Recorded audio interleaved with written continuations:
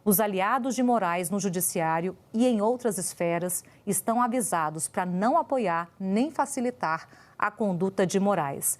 Estamos monitorando a situação de perto, diz a embaixada norte-americana em mais uma ofensiva clara a Moraes depois da lei Magnitsky.